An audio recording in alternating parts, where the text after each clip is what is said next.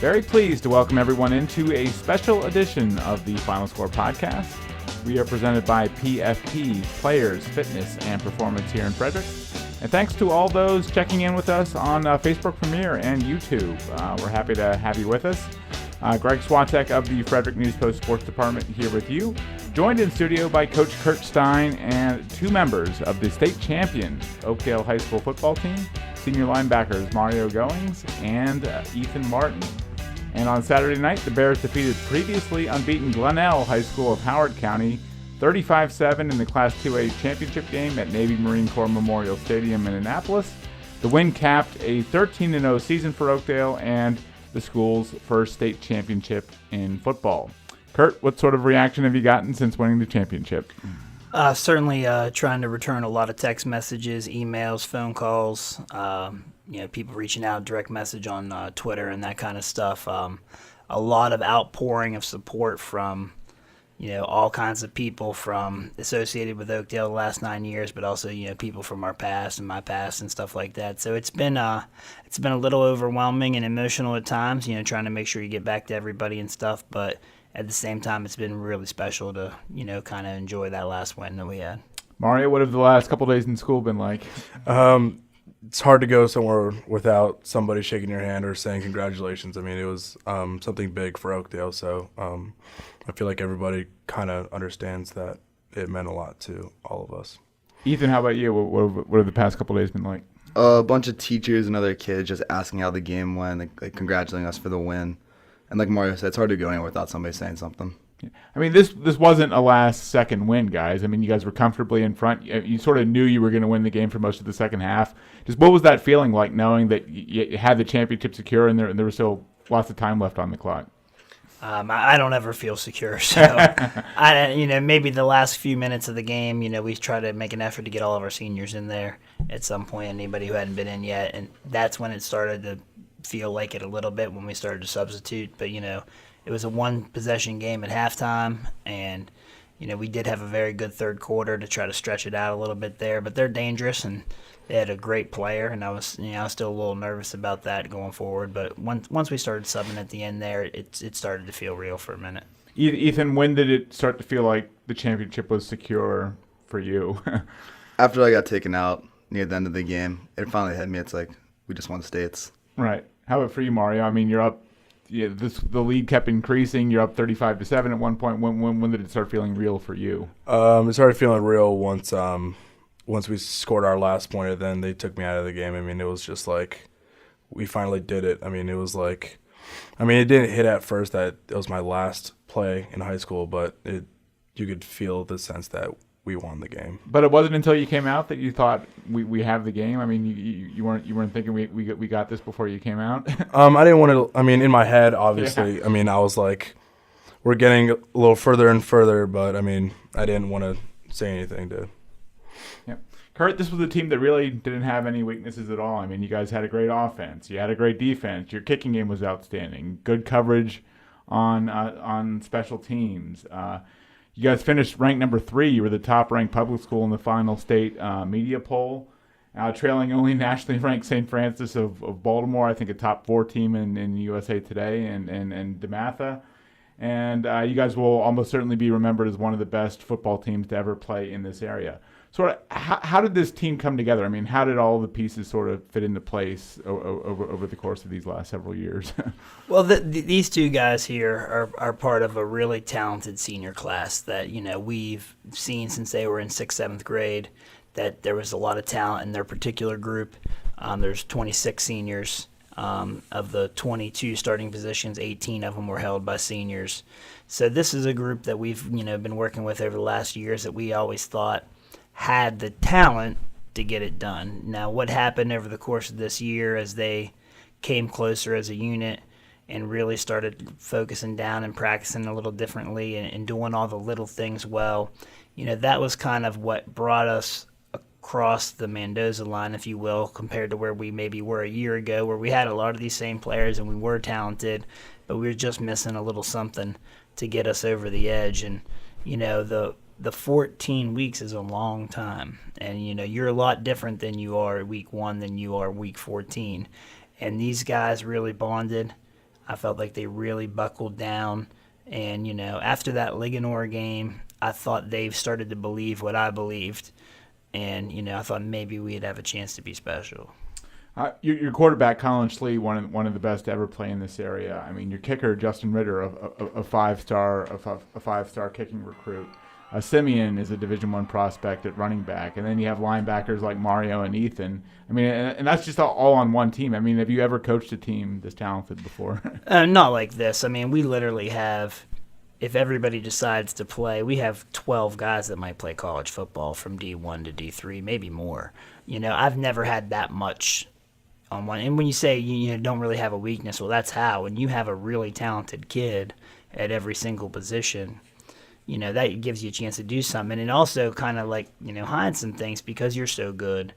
And you do if a guy makes a mistake, rarely does the guy in the stand see it because somebody else is right there and makes the play anyway because you have that many good players on the field. So I haven't been around a group like this. The 09 team we had at Catoctin when I was there was really, really good. Obviously won a state championship, and they had a lot of really good players, but they had one Division I player. We probably have 4.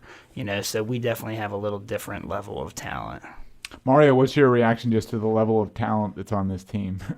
I mean, I saw it when I first moved here back in 8th grade. I mean, I saw it. I mean, you saw Justin kicking field goals like they were nothing back in 8th grade. I mean, you saw Colin still bombing the ball. Simeon was fast. I mean, just watching us progress as we went to freshman, sophomore, junior years, I mean, it was just unbelievable how much we just kept working at our craft over and over again just to become better players because we knew in the near future that we'd be successful. We'd keep training hard. How about you, Ethan? What do you think when you're surrounded by all these great players on the practice field and during games?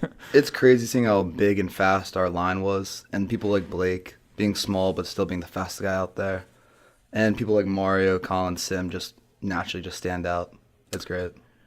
You guys pretty much dominated the whole season. I think your average margin of victory was upwards of 35 points. No one got within 17 points of you all season. What were the real high points of the season? What will you remember, Mario? I'll definitely remember the big games that we had. I mean, Linganore, Damascus, state championship. I mean, those are kind of the 3 big games that defensively, I mean, held undefeated teams to 7 points. I mean, that will forever stick to me, that our defense was able to come together and really stick a team like those teams. Kurt, what sticks out in your mind about the season? I mean, really what he just said, those 3 teams he just mentioned, we held each of them to 7 points.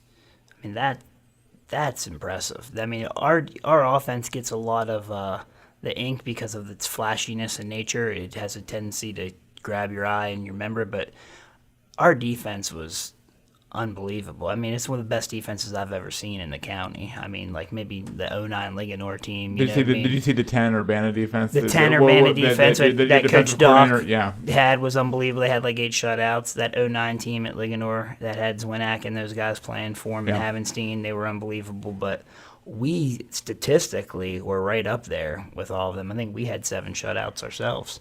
And our first team defense only gave up 35 points, I think, in 13 games. So, I mean, I haven't been around a group that can shut it down like that in a long time. And that's what will always stick out to me is I called the games a little bit differently because I was so confident that our defense would get a stop every time. I know you haven't seen all the great teams that have come through no, here. I'm not from here. No. Right. Yeah. But do you feel this team would hold up against any one of them? Yeah, I mean, since I've been here, I've seen a couple really, really good teams. The 10 Urbana team, the 09 Linganore team, all 3 of the Middletown teams that won, and the Walkersville team of the last 2 years, they all kind of stand out to me as like really, really high-end teams, really good teams. I think we could hold our own with all of them. I really do, especially with the way we were playing from like Linganore on. We were really playing at a high level, extremely efficient. So I definitely think we can hang in there because, like you said, we can do a little bit on all 3 phases. So I think that would give us a shot against any of them. I mean, we've talked about for years how good the football in this county is, but what does it say that 6 of the 10 public schools have won football state titles since 09? In the last decade, more than half the teams in this county have won a state title. It says how hard it is for us to get through the regular season every year. You know, when we have a good record in the regular season, we beat some really good teams along the way. The football in the county is outstanding. The players are at such a high level, and I feel like every single school has a really good coach. So if you don't come with the right game plan, you're going to put yourself in a bad spot, and you're going to get beat because the other guy on the other sideline knows what he's doing. And every single team has really good players. Sure, it goes up and down a little bit from team to team, as high school always does because talent graduates and comes in and such, but every single week you have to play well because if you don't play well, you will lose. Ethan, what sticks out in your mind about the season? Definitely the big 3 games. Beating Linganore on their field, that definitely sticks out the most to the way we did it. Yeah. Well, let's go through your season now, guys, because there was certainly some adversity to face along the way. I mean, starting in week 1, I mean, the weather was a major factor early in the season. I think you played Did you even get through the first quarter against Digital Harbor in your season opener? 5 minutes. You got through. Yeah, time. That's right. 5 minutes of game time. You guys were up 19-0, and instead of continuing the game, Digital Harbor said, "We probably had enough tonight." And that game was stopped there. You guys were credited with the win. Week 2, you're scheduled to play Bladensburg. I think you guys were. You told me, Kurt, you were in the locker room after Digital Harbor, and you got a phone call from your AD, Chris Krivos, saying that Bladensburg just folded their football program. Yeah, so the first night of the Digital Harbor, because we completed the game the second day, the first day we never kicked off. We were all there, we went through warm-ups, and we never got the thing kicked off because of the lightning. When we were waiting and the lightning delay is when Coach Rivas found out that they had just dropped their team, and they did it like an hour before kickoff, which meant that it wouldn't count as a forfeit for us. We would just have to be forced to play a 9-game schedule. So those whole 2 days were a little rough where we didn't get to play. Then we come back the next day and we don't really get to play. And we found out we don't have a game the next week. So we knew in the first 2 weeks of the season we were going to play 5 minutes. How did you react to that news that you're going to be in week 3 and you would have played 5 minutes of football? I was a little worried because I feel like the beginning of the season is when you got to fine tune some things, and we had, we're tweaking our lineup just like everybody else, and you got to use those first couple games before you get into the Frederick County part of the schedule, as you just said, how hard it is. Those pre-Frederick County games, we got to figure some things out, and we didn't get a chance to do that. So I was a little worried. I was a little worried if we'd be rusty against Bowie. I think the latter kind of happened where in the first half of that game, I don't think anybody could have beat us because these guys were so annoyed that they hadn't got to play football yet. I think it was 49-0 at halftime that week 3 game when we played because it was like you finally let the dogs out of the cage essentially. Right, Maurio. I mean, it's your senior year, and you didn't get much of a first game. You didn't get a second game at all. I mean, what are you thinking at that point? At that point, I mean, I was pretty upset that our senior year was going like that. That we kind of went through 2 weeks worth of games and only had played 5 minutes. But Coach Stein was telling us about how we can use this week as our advantage to get better and to get ready for the things that we wouldn't normally get to do during the season. And so we really just busted our butts out there and just kept practicing as if we did have a game on Friday, because we knew that it's not about the games. I mean, obviously it's about the games on Friday, but we wanted something further than just our regular season. And so we knew we had to train hard to get that. Ethan, how do you feel you guys handled all the time off through the first 3 weeks of the season? We handled it really well. I mean, it's disappointing missing out on 2 games of your senior year and of our season, but we looked forward into we can do bigger and better things. Let's just focus this week. We don't have a game, just get over it. So then you have comfortable wins in your weeks 1 through 3. Bowie, Urbana, Middletown. You guys handle them, and then all of a sudden it's the game of the year. It's Oakdale at Linganore, and a 7-7 game quickly became 42-7 at halftime. You guys had 35 points in the second quarter of that game. Guys were running wide open down the middle of the field for touchdowns.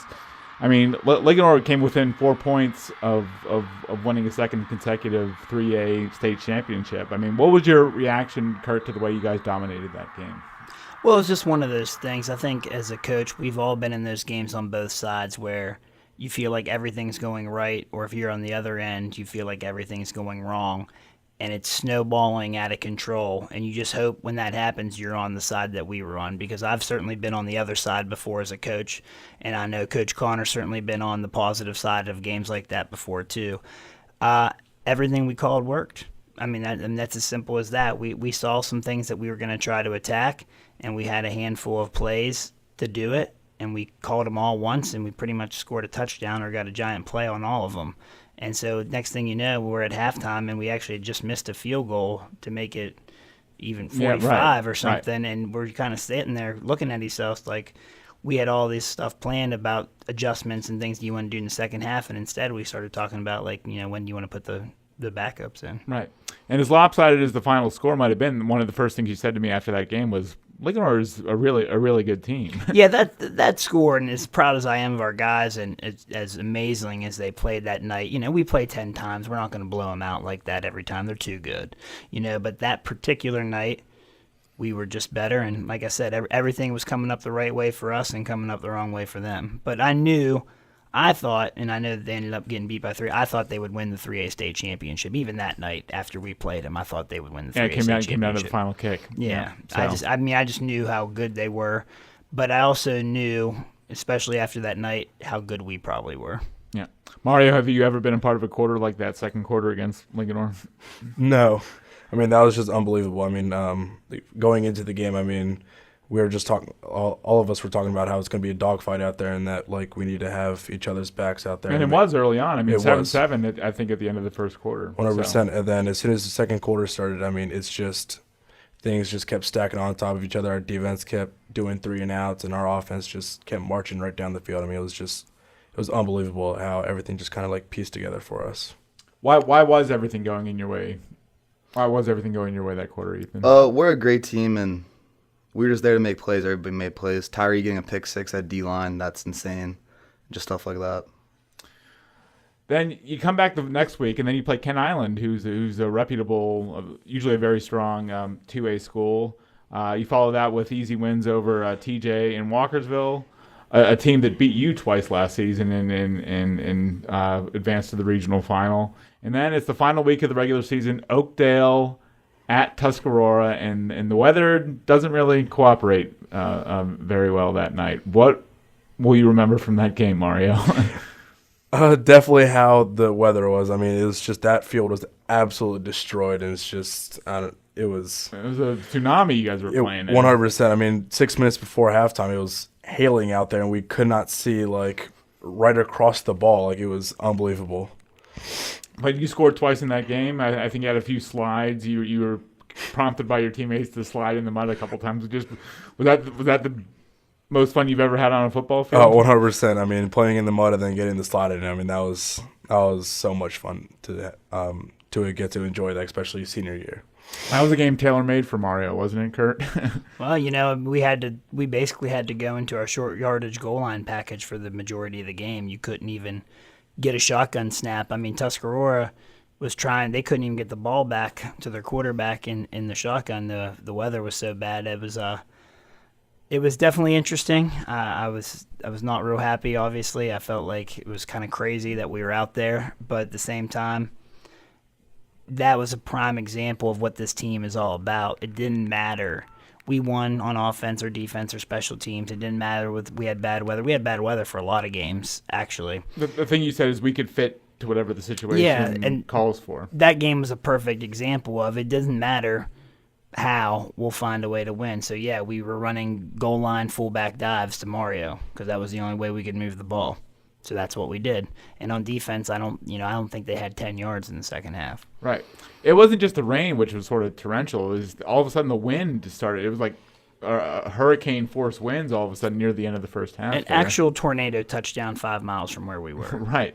It felt like the press box was like shaking because of the wind. So what were you thinking out there, Ethan? Just trying to see. That was the first goal. Trying to see the field. Right.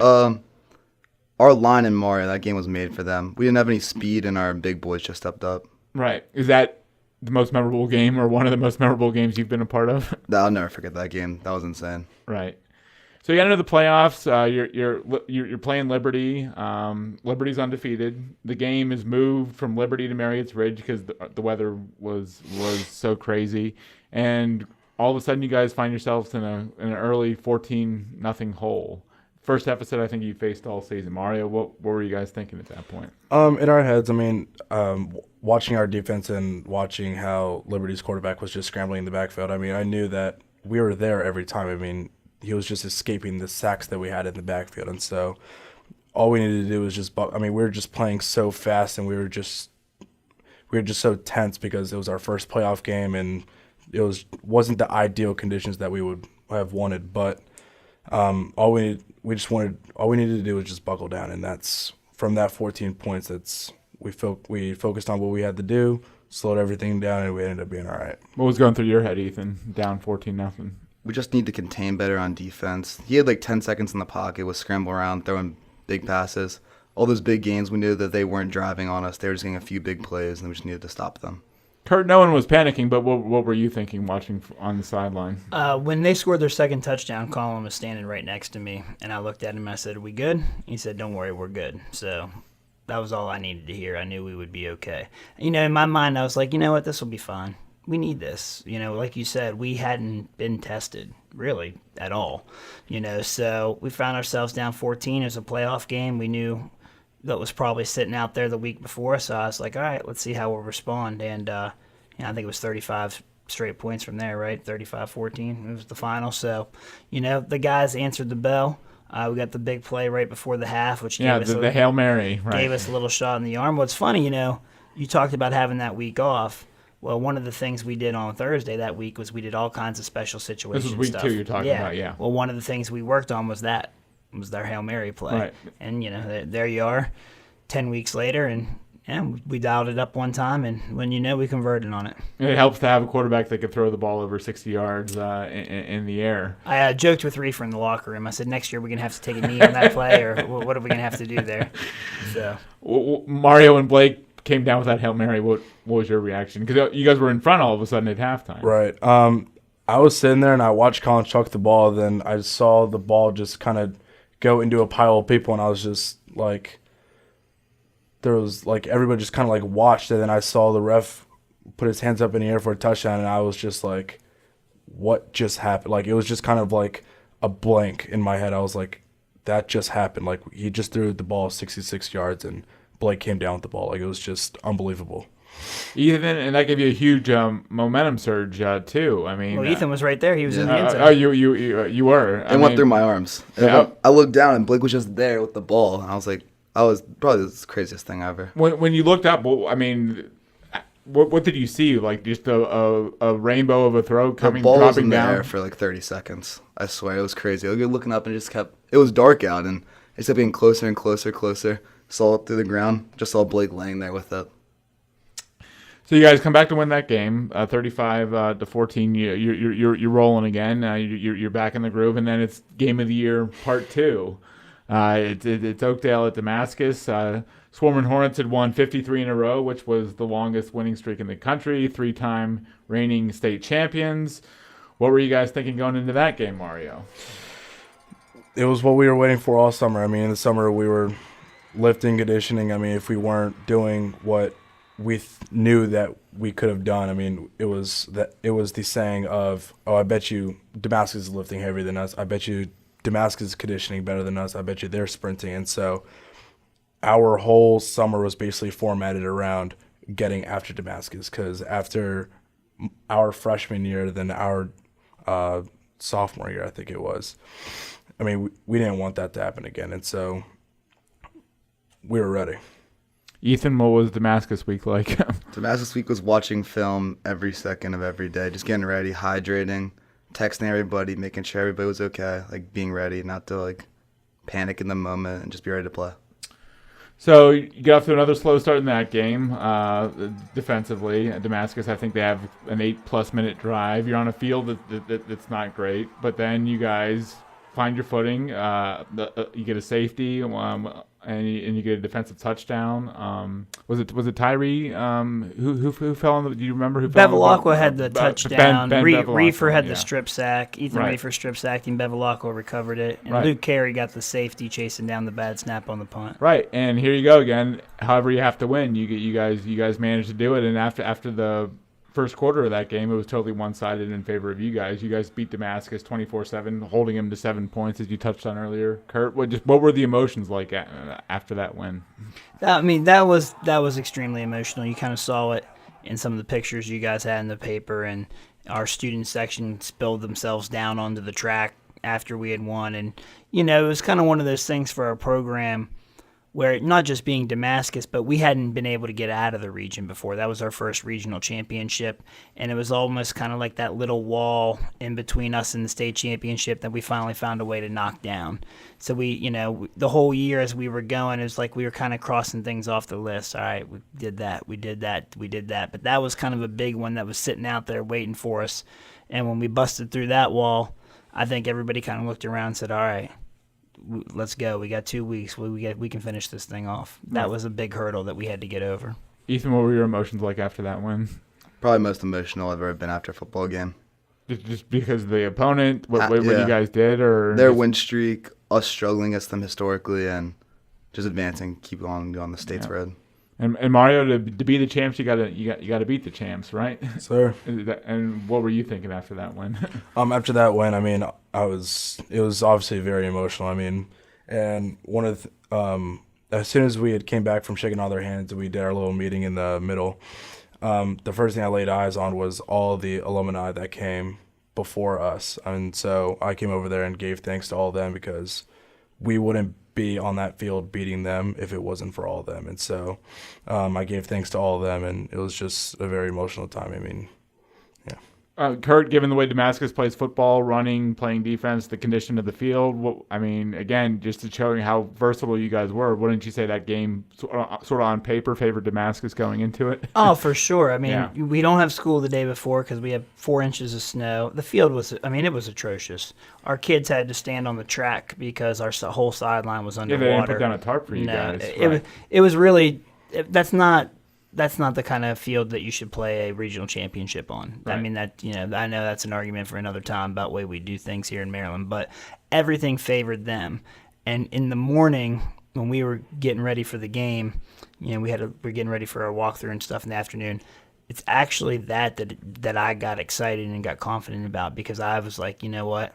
Everything favors them, and we're still going to beat them. And then there'll be no excuses from anybody about who the best team in this region is because we're going to beat them on their terms. Playing their style of football. You beat them at their game essentially. So, and that night also in Class 2A, you had Newtown upsetting Eastern Tech. You had Elkton upsetting North Carolina, and then all of a sudden the following week you guys are home. You have a home game in the state semifinals. How cool was that, Ethan? That was cool because after we played Walkersville on our senior night, that was going to be our last time playing at home, and getting a home game in the playoffs was awesome. And Mario, you didn't think you were going to get another home playoff game, right? No way, no. It was unbelievable because, like Ethan said, a senior night, we expected that to be our last game. I mean, we knew that there was a small percentage chance that we would ever get a home game, but then being able to put on that black jersey again, that was awesome. How did that sort of change the dynamics, Kurt, being at home for that state semifinal?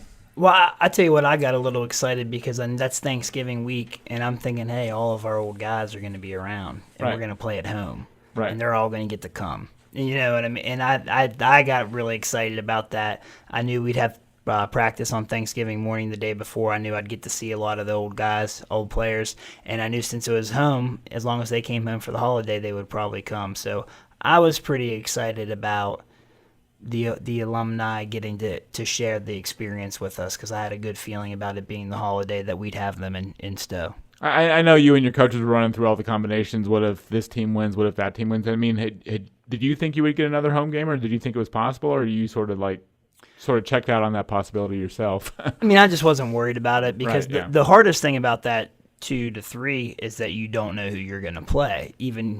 So you don't really know who you're going to play. We were standing there on the sideline of the Damascus game after we had won, and one of my assistant coaches came up to me and put his arm around me and said, hey, so-and-so lost. We're playing at home next week.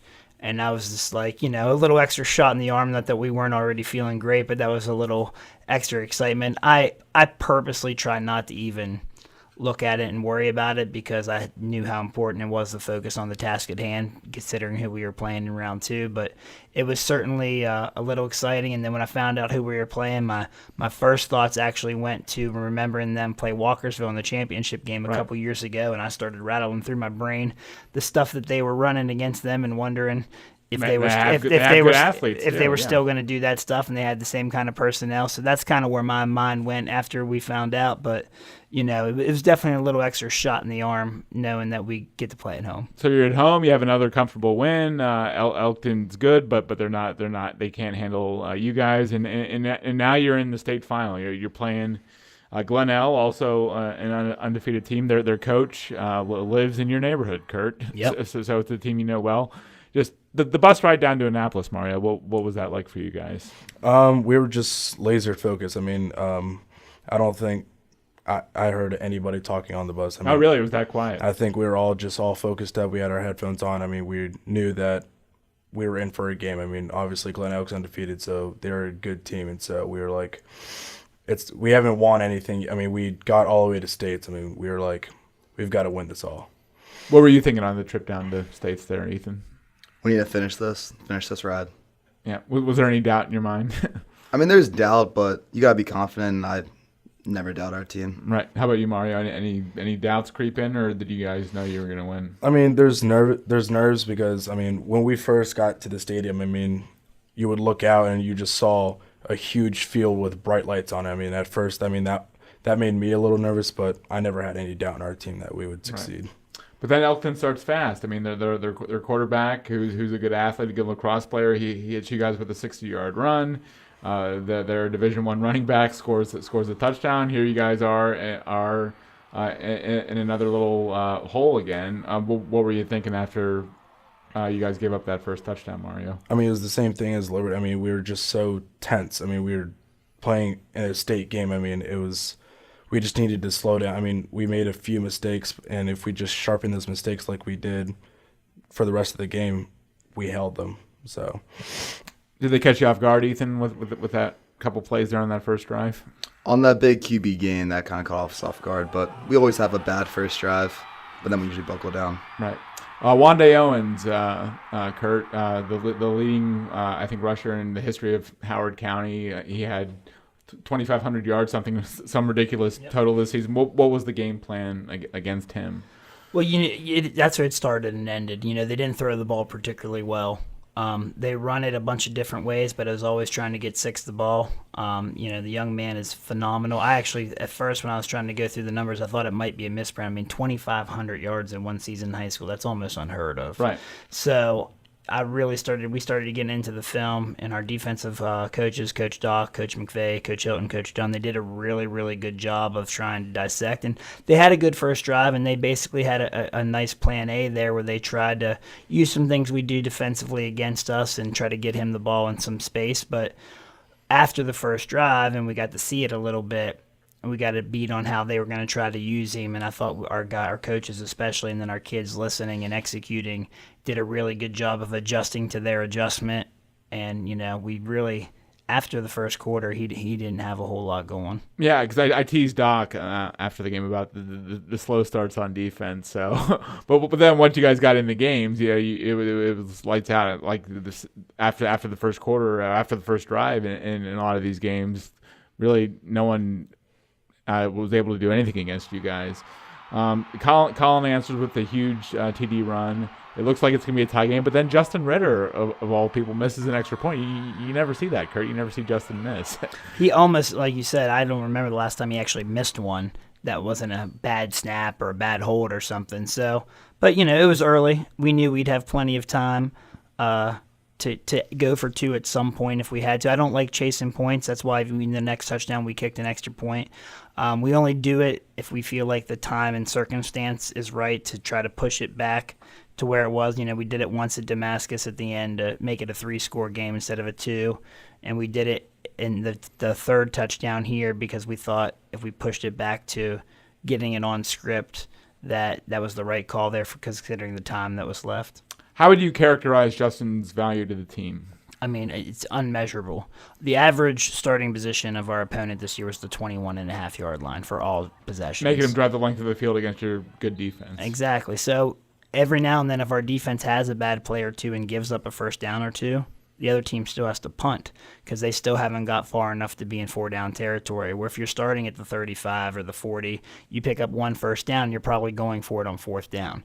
It is an unbelievable weapon to have somebody that completely dictates the field position the whole game. I mean, you cannot put a measure on how valuable he's been to us the last 3 years. It's just, I mean, it's remarkable. And like you said, the numbers that we have defensively against scoring against are so staggering, but that's a huge reason why, is because they always have to go the length of the field. I believe in the Elkton game he kicked a 40-yard field goal, and you don't often see that in high school with that kind of range. I mean, his biggest problem as far as field goal stats is we were too good on offense. We would score all the time, and he wouldn't get a chance to kick field goals, but he could make them from just about anywhere. I mean, that 40-yarder in Elkton, we didn't even think twice about sending him out there. We knew he could push it across from there.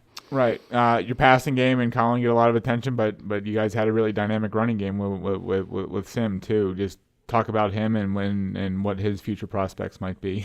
Well, I mean, Sim's one of the most dynamic athletes that's ever played for us. His 0 to 100 burst is as good as anybody I've ever seen, and he got a big boost this year by our 5 offensive linemen doing what they did in the offseason and doing what they did throughout the whole season. They really raised their level of play this year to a level we probably haven't seen yet at Oakdale. And they gave him the holes, and if that guy has room to run, he's going to make you pay because you're not going to catch him. And so we saw in a lot of our games this year, he'd have 100-yard games, but he only needed 8 to 10 carries to do it because the line would open the hole, and then once he got out in the open on his own, he would take it from there. So he's got a couple Division I and a couple of Division II possibilities cooking here. These next couple weeks, as you know, are kind of the hot and heavy season for us as far as getting everybody home to where they need to be, and we've got a lot going on with that with all of these guys. But Sim's going to go somewhere, and he's going to do really, really well. Someone's going to get a player a lot better than they think they're getting.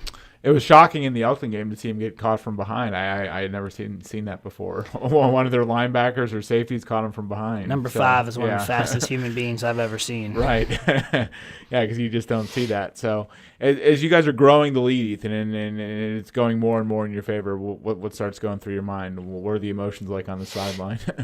It's crazy because you think about everything we've been through we've been together since like 6th grade, everything coming together near the end, and it was one of the best feelings. Right. And Mario, you said, I mean, you arrived in 8th grade. Yes. This group had just won a youth championship, a Luya championship as 7th graders, but you said they accepted you as family right away, and you really felt a part of the group from the time you first showed up at Oakdale. Right. And just talk about that, and just what was the feeling like for you on the sideline as the league kept getting bigger and bigger and bigger?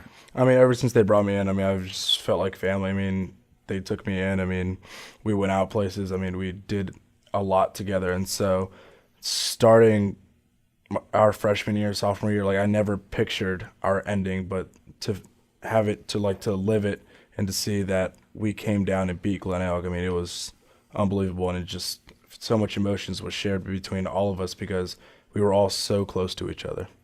Kurt, this has all happened in a relatively short period of time. It was your 8th varsity season and 9th overall, right? Yes. How do you look at how far you guys have come from the time when you were handing out helmets and shoulder pads for the first time to where the program is now? I mean, I'd be lying to you if I didn't have a really big sense of pride about all of it because it was really difficult in the beginning. You know, it's funny, these guys will tell you, I'm not getting emotional with them or anything like that very often, but before and after the game, I was a little uncharacteristically emotional because I kept thinking about that. 0-10 is what I always think about. Yeah, that's the first thing that comes to my mind. And then you went 2-8. And then we went 2-8. And when we went 2-8, we won the first and the last. So we lost 8 consecutive games in the middle. And that was my first head coaching job, obviously. And I'm sitting here. Were you worried you were going to get fired? A little bit, to be honest with you. Yeah, I was. And I knew we could do it, and I knew I could do it. I just knew that where we were, where the county was at the time, which We had 6 unbelievable teams. Like you talk about the 6 teams that won championships. Well, that doesn't include TJ that got to the finals a couple times. Right. And had great teams as well. All those teams you were talking about were kind of at their heyday when Oakdale opened. And you had to play them all. And we had to play all of them. With underclassmen. I mean, you didn't have seniors until what, your second year? Yeah, so the third year, the second varsity season, it's the first time we had. So the 0-10 year, we didn't have a senior. There wasn't any seniors in our school. Right. And we were playing the best teams in the state of Maryland, literally. So it was a struggle, no doubt. And so that's the emotions came from that. I think about that all the time. I think about the beginning.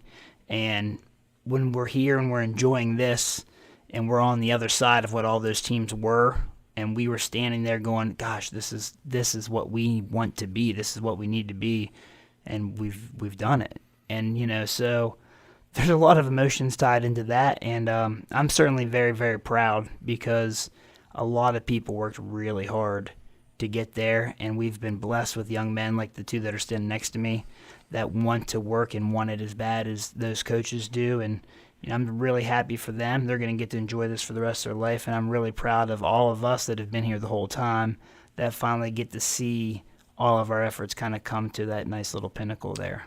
Prior to the game, you said you read your old banquet speech that you had read to your first full class, right? Your first graduating class. What sort of did that speech entail? What was the gist of the speech? Like you said, we were just sitting there after 2-18, and so you're trying to send these guys off that you just led to a 2-18 record in their high school career, which obviously not real stellar, and no one was certainly excited about that. And I explained to them about, unfortunately, the situation that we're in with where the rest of the county is and the situation that we were just opening up. Somebody had to go through this in order for us to get to the other side. This was inevitable.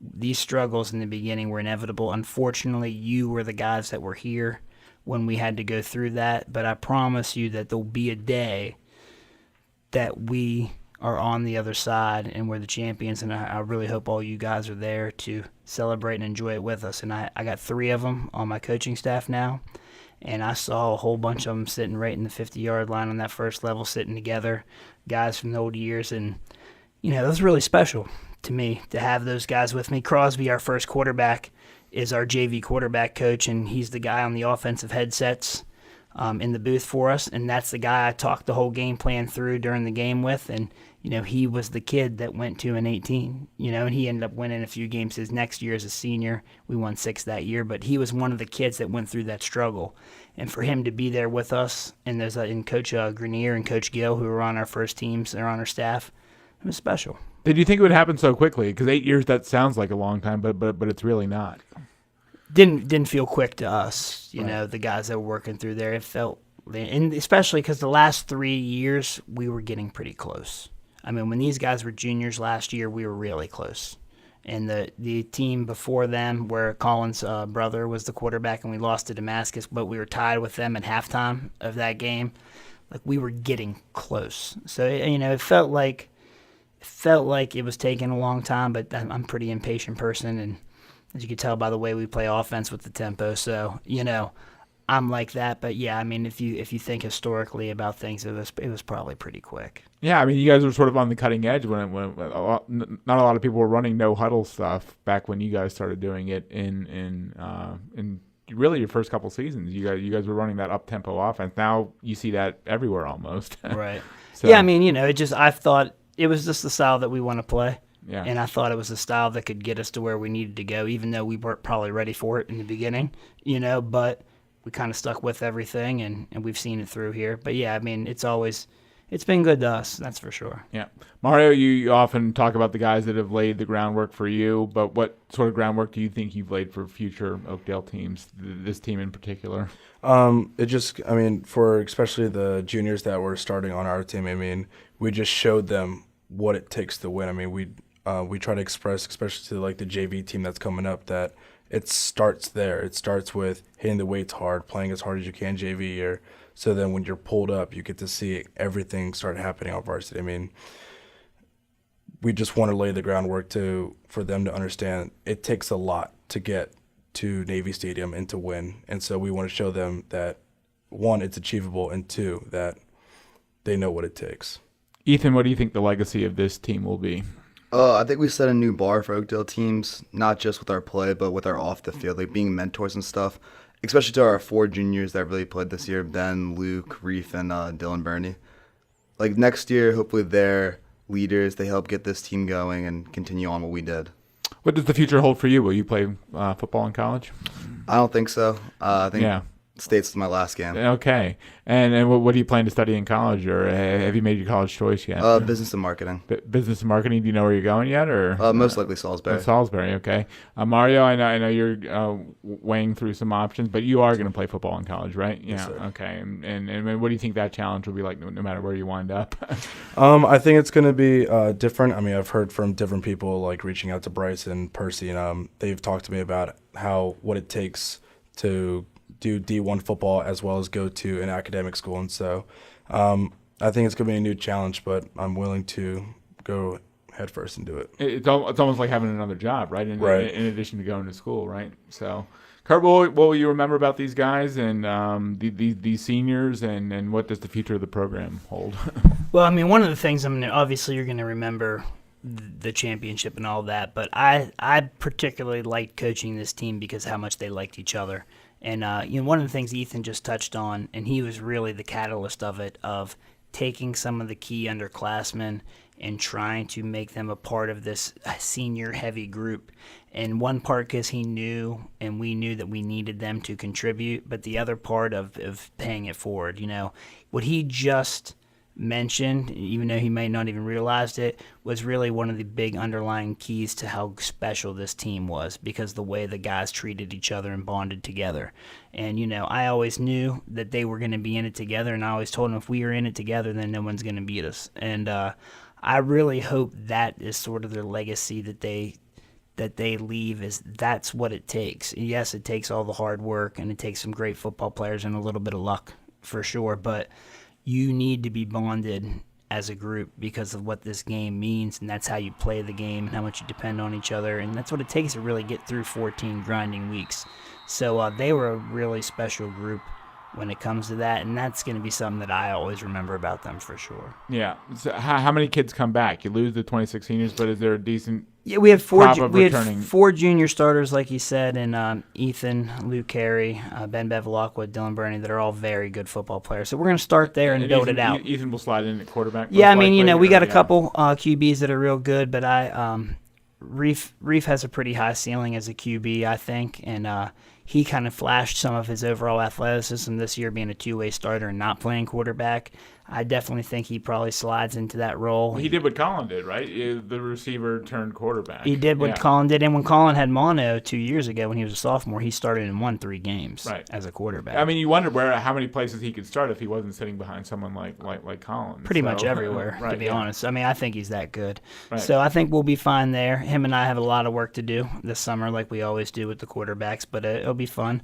Garrett Witt's another kid that's a really good quarterback in our program, was a sophomore on varsity this year, so we'll be fine there. And we had 3 sophomores on varsity and a 7-1 JV team, and we had another handful of juniors that were on varsity. They're pretty good players, but just couldn't beat out guys like Maurio and Ethan because of how good they were. So I think we'll be all right. It's going to look a little different. I'm really excited about it because that's one of the fun parts about being a high school coach, is that you have to completely retool it a little bit every year. But I'm looking forward to seeing what we can go and see if we can try to chase another one down. So you'll take a few weeks off now. Your off season will start after the first of the year. Yeah, we usually get back on January. We take December off a lot, but especially this year. I mean, considering we really only have 2.5 weeks of school, and then we're off all Christmas break. So when we come back after the new year, we'll have the banquet, and we'll kind of re-jumpstart it right back in. And is it a long march to August, or does the time pass pretty quickly usually? There's different parts that feel longer than others. Right. You know what I mean? Right. The summer seems like it gets on you fast, and you're right there. Sometimes in January, February, it seems farther away. But again, you're back in that process. What these guys do in the weight room, I mean, that's really how you win games in the spring, and you can't just start lifting in the summer and expect to be strong in August. It just doesn't happen. So we have to start in the winter, and we have to grind it all the way through. We have every rep planned out from January all the way to when the season starts. Actually, all the way through week 14 is how we do it. So we have all that planned out, and we just got to jumpstart that process. Well, it was fun watching you guys play. I mean, man, mission accomplished. So, I mean, it was a privilege getting the chance to cover you guys, because really, I think you will be remembered as one of the greatest teams to play in this area. And wish you all success going forward. Ethan and Maurio, Kurt, looking forward to getting started next season. So, thanks for coming in, guys. Thanks so much. Thanks, Greg. We appreciate it, buddy. Yeah, and my thanks to Graham Cullen for producing, to Colin McGuire's band Double Motorcycle for the music you hear, and thanks to all those who tuned in on Facebook Premiere and on YouTube as well. We'll see you next week on the Final Score podcast.